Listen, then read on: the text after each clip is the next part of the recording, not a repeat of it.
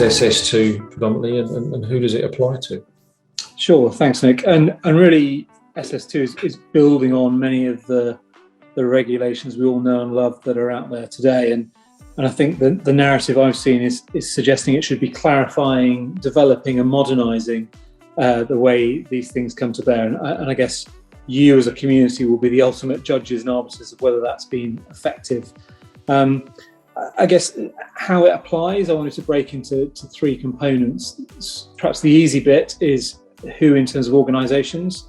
So the breadth of financial services, so banks, building societies, investment firms, etc., insurers, and as well as UK branches of overseas companies. So hopefully everybody's familiar with that and you know who you are and whether you sit inside that community or not.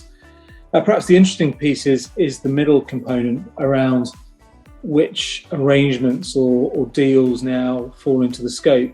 I think we're all very familiar with the concept of an outsource or a material outsource being something that has been in the watchful eye of the regulator. But as part of this regulation, we're expanding that scope and thinking about critical, important relationships and arrangements, but particularly there's clarification about non-outsourcing.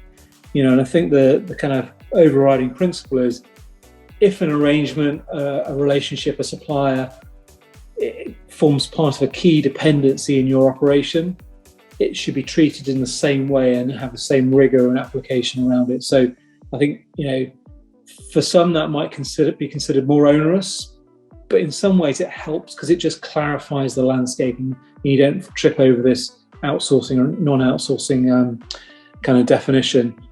And in fact, in some cases across Europe, there's been some advice to say that all software as a service providers, so SaaS providers, fall into scope. So again, a broadening of the net, I would suggest.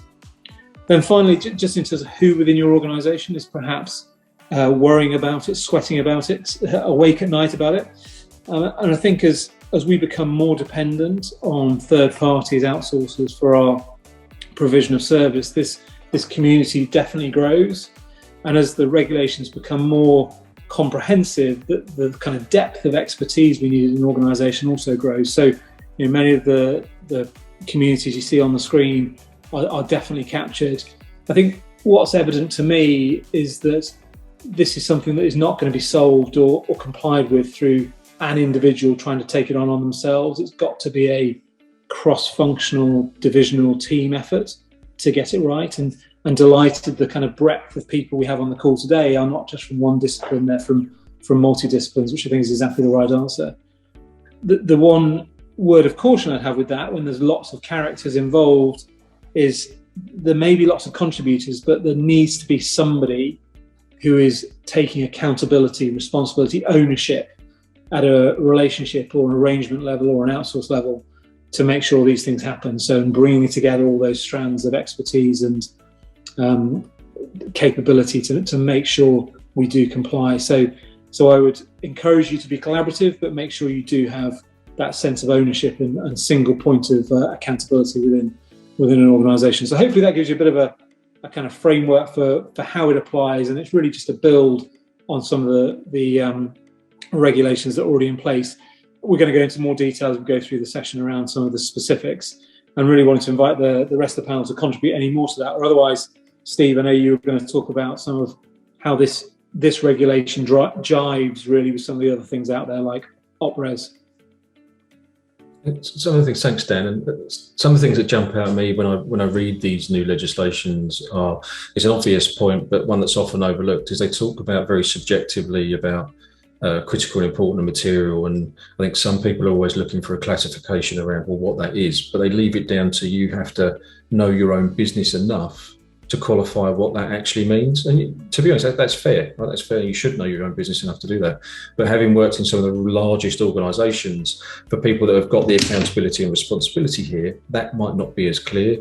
So to your point of, you often have to seek help to understand, well, what should be critical and important? What comes through in a supply chain on one side of the business? Is that dependent on the other side that is a critical, important function that business provides, right? And it's mapping through the organisation, especially larger ones, to determine, this small supplier is a material outsource and critical and important in equal measure. Jesse, Steve, and anything to add? Or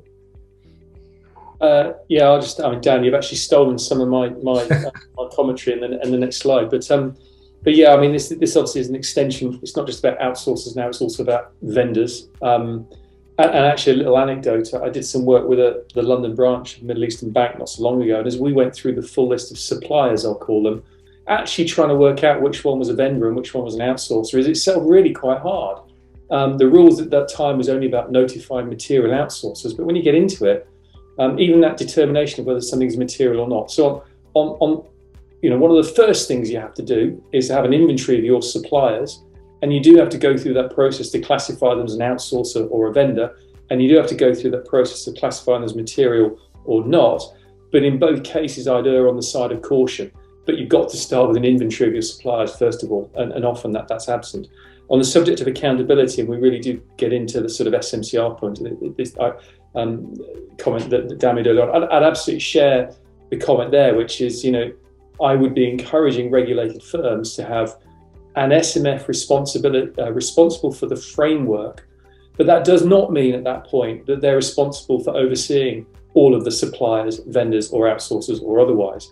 You've got to then allocate each of those suppliers to individual SMFs depending on what it is they do for you.